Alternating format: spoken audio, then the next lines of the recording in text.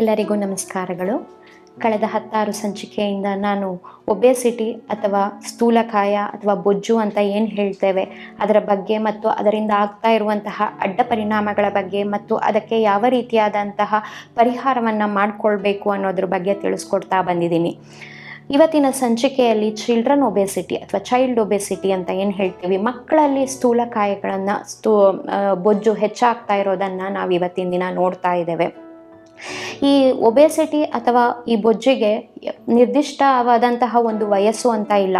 ಮಕ್ಕಳಿಂದ ಹಿಡಿದು ವಯಸ್ಕರವರೆಗೂ ಎಲ್ಲ ರೀತಿಯಾದಂತಹ ವಯೋಮಾನದವರಲ್ಲೂ ನಾವು ಈ ಒಂದು ಒಬೆಸಿಟಿಯನ್ನು ಇವತ್ತಿನ ದಿನಗಳಲ್ಲಿ ಕಾಣ್ತಾ ಇದ್ದೇವೆ. ಇದಕ್ಕೆ ಕಾರಣಗಳು ಹತ್ತಾರು ಇರಬಹುದು.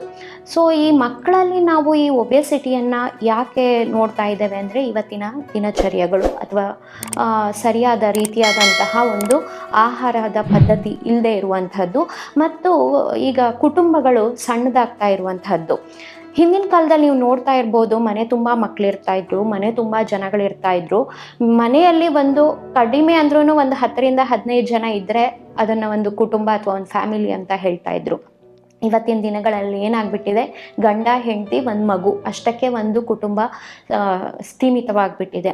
ಸೊ ಇದರಿಂದಾಗಿ ಏನಾಗ್ತಾ ಇದೆ, ಮಕ್ಕಳಿಗೆ ಒಂದು ಆಟ ಆಡುವಂತಹ ಒಂದು ವ್ಯವಸ್ಥೆಗಳು ಕಮ್ಮಿ ಆಗ್ತಾ ಇದೆ ಮತ್ತು ಒಡನಾಟಗಳು ಕಮ್ಮಿ ಆಗ್ತಾ ಇದೆ, ಮಾನಸಿಕ ಒತ್ತಡಗಳು ಜಾಸ್ತಿ ಆಗ್ತಾ ಇದೆ. ಹಿಂದಿನ ಕಾಲದಲ್ಲಿ ಮಕ್ಕಳು ಆಟ ಆಡ್ಕೊಂಡಿರೋ ಕಾರಣ ಆ ಒಂದು ಮಾನಸಿಕ ಒತ್ತಡಗಳು ಮಕ್ಕಳಲ್ಲಿ ಇರ್ತಾ ಇರಲಿಲ್ಲ. ತುಂಬು ಕುಟುಂಬ ಇರ್ತಾ ಇದ್ದದ್ರಿಂದ ಆ ಒತ್ತಡಗಳು ಕಮ್ಮಿ ಆಗ್ತಾ ಇತ್ತು.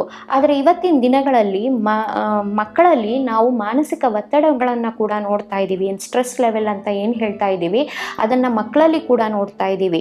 ಈ ಸ್ಟ್ರೆಸ್ ಲೆವೆಲನ್ನು ಮಕ್ಕಳಿಗೆ ಹೇಗೆ ಹೊರಗಡೆ ಹಾಕ್ಕೊಳ್ಬೇಕು ಅಂತ ಗೊತ್ತಾಗಲ್ಲ. ಆಗೇನು ಮಾಡ್ತಾರೆ, ಮಕ್ಕಳು ಕೂತ್ಕೊಂಡು ತಿನ್ನೋದನ್ನು ಒಂದು ಅಭ್ಯಾಸ ಮಾಡ್ಕೊಂಡು ಬಿಡ್ತಾರೆ. ಅದು ಒಂದು ರೀತಿಯಾದಂತಹ ತಮ್ಮ ಮಾನಸಿಕ ಒತ್ತಡಗಳನ್ನು ಹೊರಗಡೆ ಹಾಕುವಂತಹ ಒಂದು ವಿಧವಾಗಿದೆ. ಈ ಅತಿಯಾಗಿ ಕೂತ್ಕೊಂಡು ತಿನ್ನೋದರಿಂದ ಕೂಡ ಏನಾಗುತ್ತೆ, ಈ ಮಕ್ಕಳಲ್ಲಿ ಬೊಜ್ಜಿನ ಸಮಸ್ಯೆಗಳು ಕಾರಣ ಆಗ್ತಾ ಇದೆ ಮತ್ತು ಅನೇಕ ರೀತಿಯಾದಂತಹ ಮಾನಸಿಕ ಒತ್ತಡಗಳು ಮಕ್ಕಳಿಗೆ ಆಗ್ತಾ ಇದೆ. ಅದು ಕುಟುಂಬದಲ್ಲಿ ಗಂಡ ಹೆಂಡತಿಯರ ಜಗಳ ಇರಬಹುದು, ಅಥವಾ ಸ್ಕೂಲ್ಗಳಲ್ಲಿ ಶಾಲೆಗಳಲ್ಲಿ ಕೊಡ್ತಾ ಇರುವಂತಹ ವಿಪರೀತವಾದಂತಹ ಹೋಮ್ವರ್ಕ್ಗಳಿರಬಹುದು. ಮತ್ತು ಕೆಲವೊಂದು ಇದರಲ್ಲಿ ತನ್ನ ಮಗು ತುಂಬ ಚೆನ್ನಾಗಿ ಎಲ್ಲದರಲ್ಲೂ ಆ್ಯಕ್ಟಿವಿಟಿಯಲ್ಲಿ ಇರಬೇಕು ಅಂತ ಹೇಳಿ ದಿನಕ್ಕೆ ಒಂದು 10 ಕ್ಲಾಸಿಗೆ ಮಗುವನ್ನು ಕಳಿಸುವಂತಹದ್ದು. ಆ ಮಗುವಿಗೆ ಆಗತ್ತೋ ಇಲ್ವೋ ಗೊತ್ತಿಲ್ಲ, ಪೇರೆಂಟ್ಸು ಏನು ಮಾಡ್ತಾ ಇದ್ದಾರೆ, ಸ್ವಿಮ್ಮಿಂಗ್ ಕ್ಲಾಸಿಗೆ ಹೋಗಬೇಕು, ಕರಾಟೆ ಕ್ಲಾಸಿಗೆ ಹೋಗಬೇಕು, ಮ್ಯೂಸಿಕ್ ಕ್ಲಾಸಿಗೆ ಹೋಗಬೇಕು, ಭರತನಾಟ್ಯ ಕ್ಲಾಸಿಗೆ ಹೋಗಬೇಕು ಅಂತ ಹೇಳಿ ಆ ಮಗುವನ್ನು ತುಂಬ ಎಂಗೇಜ್ ಮಾಡಲಿಕ್ಕೆ ಹೋಗ್ತಾರೆ. ಅದು ಕೂಡ ಒಂದು ಮಾನಸಿಕವಾದಂತಹ ಒತ್ತಡವನ್ನು ಜಾಸ್ತಿ ಮಾಡೋದಕ್ಕೆ ಕಾರಣ ಆಗುತ್ತೆ. ಇದರಿಂದ ಕೂಡ ಆ ಒಂದು ಒತ್ತಡವನ್ನು ಹೊರಗಡೆ ಹಾಕೋಕ್ಕೋಸ್ಕರ ಮಗು ಏನು ಮಾಡುತ್ತೆ, ಅದನ್ನು ಅತಿಯಾಗಿ ತಿನ್ನುವಂತಹ ಒಂದು ಅಭ್ಯಾಸವನ್ನು ಮಾಡ್ಕೊಳ್ತಾ ಇರೋದನ್ನು ಕೂಡ ಇವಾಗಿನ ದಿನಗಳಲ್ಲಿ ನೋಡಬಹುದು. ಮತ್ತು ಈಗಿನ ಕಾಲದಲ್ಲಿ ಮನೆ ತುಂಬ ಮಕ್ಕಳಿರೋದಿಲ್ಲ, ಮನೆಗೆ 1 ಅಥವಾ 2 ಮಕ್ಕಳಿರುತ್ತೆ. ಸೊ ಏನಾಗುತ್ತೆ, ಮಕ್ಕಳು ಕೇಳೋದನ್ನೆಲ್ಲ ತಂದೆ ತಾಯಂದಿರು ಕೊಡಿಸ್ಬಿಡ್ತಾರೆ. ಚಾಕ್ಲೇಟ್ ಇರ್ಬೋದು, ಐಸ್ ಕ್ರೀಮ್ ಇರ್ಬೋದು, ಪಿಜ್ಜಾ ಇರ್ಬೋದು, ಬರ್ಗರ್ ಇರ್ಬೋದು, ಅಥವಾ ಹೋಟ್ಲು ತಿಂಡಿಗಳಿರ್ಬೋದು, ಜಂಕ್ ಫುಡ್ಸ್ ಇರ್ಬೋದು, ಬೇಕರಿ ಫುಡ್ಗಳಿರಬಹುದು. ಯಾವುದನ್ನು ತಂದೆ ತಾಯಂದಿರು ನೋ ಅಂತ ಇಲ್ಲ ಅಂತ ಹೇಳೋದ್ರಿಲ್ಲ. ಸೊ ಈ ಅತಿಯಾದಂತಹ ಈ ಒಂದು ಹೊರಗಿನ ಪದಾರ್ಥಗಳ ಸೇವನೆ ಕೂಡ ಈ ಒಂದು ಮಕ್ಕಳಲ್ಲಿ ಬೊಜ್ಜು ಜಾಸ್ತಿ ಆಗೋದಕ್ಕೆ ಕಾರಣ ಆಗಿದೆ. ಐಸ್ ಕ್ರೀಮಲ್ಲಿ ಶುಗರ್ ಫ್ರೀ ಐಸ್ ಕ್ರೀಮ್ ಅಂತ ಬಂದರೂ ಕೂಡ ಅದರಲ್ಲಿ 6 ಗ್ರಾಮ್ಸ್ ಗ್ಲೂಕೋಸ್ ಕಂಟೆಂಟ್ ಇದ್ದೇ ಇರುತ್ತೆ.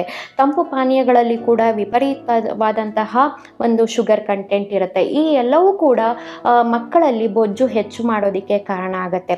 ಅಧ್ಯಯನಗಳ ಪ್ರಕಾರ ಪ್ರಪಂಚದಾದ್ಯಂತ 18 ವರ್ಷದ ಒಳಗಿನವರಲ್ಲಿ 170 ಮಿಲಿಯನ್ ಮಕ್ಕಳು ಈ ಒಂದು ಸ್ಥೂಲಕಾಯ ಅಥವಾ ಬೊಜ್ಜಿನ ಸಮಸ್ಯೆಯಿಂದ ಮತ್ತು ಅದರಿಂದ ಆಗುವಂತಹ ಅನೇಕ ರೀತಿಯಾದಂತಹ ವ್ಯಾಧಿಗಳಿಂದ ಒಂದು ಸಫರ್ ಮಾಡ್ತಾ ಇದ್ದಾರೆ. ಅದು BP ಇರ್ಬೋದು, ಶುಗರ್ ಇರ್ಬೋದು, ಹೃದಯ ಸಮಸ್ಯೆಗಳಿರಬಹುದು, ಕಿಡ್ನಿ ಸಮಸ್ಯೆಗಳಿರ್ಬೋದು, ಹೀಗೆ ಹಲವಾರು ಸಮಸ್ಯೆಗಳಿಗೆ ಮಕ್ಕಳು ಕೂಡ ತುತ್ತಾಗ್ತಾ ಇದ್ದಾರೆ. ಇದಕ್ಕೆ ನಾವು ಒಂದು ಸರಿಯಾದಂತಹ ವೇಳಾಪಟ್ಟಿಯನ್ನು ಮಕ್ಕಳಿಗೆ ಹಾಕ್ಕೊಡ್ಬೇಕು. ಅತಿಯಾಗೂ ಇರಬಾರ್ದು ಮತ್ತು ಏನೂ ಒಂದು ಆ್ಯಕ್ಟಿವಿಟಿನೇ ಇಲ್ಲದೆ ಇರುವಂಥದ್ದು ಕೂಡ ಇರಬಾರ್ದು. ಎಷ್ಟೋ ಮಕ್ಕಳಿಗೆ ಮೊಬೈಲ್ ಕೊಟ್ಟು ಕೂರಿಸ್ಬಿಡ್ತಾರೆ, ತಮ್ಮ ಕೆಲಸ ಆಗಬೇಕು ಅಂತ ಹೇಳಿ ಮೊಬೈಲ್ ಕೊಟ್ಟು ಕೂರಿಸ್ಬಿಡ್ತಾರೆ, ಅಥವಾ TV ಹಾಕ್ಕೊಟ್ಬಿಟ್ಟು ಕೂರಿಸ್ತಾರೆ. ಸೊ TV ಮುಂದೆ ಕೂತ್ಕೊಂಡು ಮಕ್ಕಳು ತಿನ್ನೋದೇ ಕೆಲಸ ಮಾಡ್ತಾ ಇರ್ತಾರೆ. ಇದರಿಂದ ಕೂಡ ಬೊಜ್ಜು ಜಾಸ್ತಿ ಆಗುತ್ತೆ. ಸೊ ಈಗ ಮಕ್ಕಳಿಗೆ ಒಂದು ಸರಿಯಾದ ಮಾರ್ಗದರ್ಶನದಲ್ಲಿ ತಂದೆ ತಾಯಿಯಂದರು ಅವರನ್ನು ಬೆಳೆಸುವ ಬಳಸುವಂತಹ ವಿಧಾನವನ್ನು ಅಭ್ಯಾಸ ಮಾಡಿಕೊಳ್ಬೇಕಾಗಿದೆ. ಮೊಬೈಲ್ ನೋಡಬಾರ್ದು, ಟಿ ವಿ ನೋಡಬಾರ್ದು ಅಂತ ಯಾರೂ ಹೇಳೋದಿಲ್ಲ. ಅದಕ್ಕೆ ಒಂದು ರೀತಿಯಾದಂತಹ ಒಂದು ಸಮಯವನ್ನು ನಿಗದಿ ಮಾಡಬೇಕಾಗತ್ತೆ. ಸೊ ದಿನಕ್ಕೆ ಒಂದು ಅರ್ಧ ಗಂಟೆ ಟಿ ವಿ ನೋಡೋದು ಅಥವಾ ಒಂದು 10 ನಿಮಿಷ ಮೊಬೈಲ್ ನೋಡೋದು ಮಾಡಿದರೆ ಯಾರು ಬೇಡ ಅಂತ ಹೇಳೋದಿಲ್ಲ. ಅದನ್ನೇ ಇಡೀ ದಿನ ಮಾಡುವಂತಹ ಒಂದು ಅಭ್ಯಾಸವನ್ನು ಮಾಡಿಕೊಡ್ಬಾರ್ದು. ಮತ್ತು ಸ್ವಲ್ಪ ವ್ಯಾಯಾಮವನ್ನು ಹೊರಗಡೆ ಹೋಗಿ ಹೊರಾಂಗಣದಲ್ಲಿ ಆಟ ಆಡುವಂತಹ ಒಂದು ವ್ಯವಸ್ಥೆಗಳನ್ನು ಮಾಡಿಕೊಡ್ಬೇಕಾಗತ್ತೆ. ಇಂಡೋರ್ ಗೇಮ್ಸ್ಗಳಿಗಿಂತ ಔಟ್ಡೋರ್ ಗೇಮ್ಸ್ಗಳಿಗೆ ಬಹಳವಾದಂತಹ ಪ್ರಾಮುಖ್ಯತೆಯನ್ನು ಕೊಡಬೇಕಾಗತ್ತೆ. ಮತ್ತು ಮಾಂಸಾಹಾರದ ಬಳಕೆ, ಈ ಬೊಜ್ಜು ಇರುವಂತಹ ಮಕ್ಕಳಲ್ಲಿ ಸ್ವಲ್ಪ ಮಟ್ಟಿಗೆ ಮಾಂಸಾಹಾರವನ್ನು ಅತಿಯಾಗಿ ಕೊಡೋದನ್ನು ಕೂಡ ಅವಾಯ್ಡ್ ಮಾಡಿದರೆ ಒಳ್ಳೆಯದು.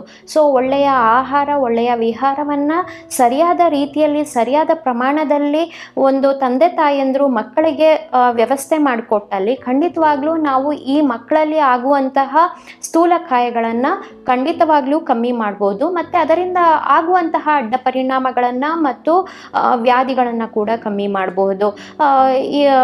ಈಗ ಒಂದು 10 ವರ್ಷದ ಹೆಚ್ಚಿನ ಮಕ್ಕಳಿಗೆ ದಿನನಿತ್ಯ ಯೋಗಾಸನ ಮಾಡೋದ್ರಿಂದ ಏನು ಪ್ರಾಬ್ಲಮ್ ಇರೋದಿಲ್ಲ. 10 ವರ್ಷದ ಕಮ್ಮಿ ಮಕ್ಕಳಿಗೆ ಸ್ವಲ್ಪ ಅದು ಆಸನಗಳು ಕಷ್ಟ ಆಗ್ಬೋದು. 10 ವರ್ಷದ ನಂತರದ ಮಕ್ಕಳಿಗೆ ದಿನನಿತ್ಯ ಯೋಗಾಸನ ಮಾಡೋದು ಅಥವಾ ಒಂದು 30 ನಿಮಿಷಗಳ ಕಾಲ ವಾಕಿಂಗ್ ಮಾಡುವಂತಹ ಅಭ್ಯಾಸಗಳನ್ನು ಪ್ರಾರಂಭದಲ್ಲಿಯೇ ಅಭ್ಯಾಸ ಮಾಡಿಸಿದ್ರೆ ಖಂಡಿತವಾಗ್ಲೂ ನಾವು ಈ ಒಂದು ಬೊಜ್ಜು ಅಥವಾ ಒಬೆಸಿಟಿ ಅಂತ ಏನು ಹೇಳ್ತೀವಿ ಅದರಿಂದ ಖಂಡಿತವಾಗ್ಲೂ ಹೊರಗಡೆ ಬರಬಹುದು. ಮತ್ತು ಫ್ಯೂಚರಲ್ಲಿ ಮಕ್ಕಳ ಇದ್ದಾಗ ಆಗಿದ್ದು ಖಂಡಿತವಾಗ್ಲೂ ದೊಡ್ಡವರಾದ್ಮೇಲೂ ಅದೇ ಅಭ್ಯಾಸ ಆಗತ್ತೆ. ಸೊ ದೊಡ್ಡವರಾದ್ಮೇಲೂ ಕೂಡ ಆಗುವಂತಹ ಈ ದುಷ್ಪರಿಣಾಮಗಳನ್ನು ನಾವು ಅವಾಯ್ಡ್ ಮಾಡೋದಕ್ಕೆ ಸಹಾಯ ಮಾಡಿದಾಗ ಆಗತ್ತೆ ಅಂತ ಹೇಳ್ತಾ ಮುಂದಿನ ಸಂಚಿಕೆಯಲ್ಲಿ ಮತ್ತೊಂದು ವಿಷಯದ ಬಗ್ಗೆ ತಿಳಿಸ್ಕೊಡ್ತೇನೆ. ನಮಸ್ಕಾರ.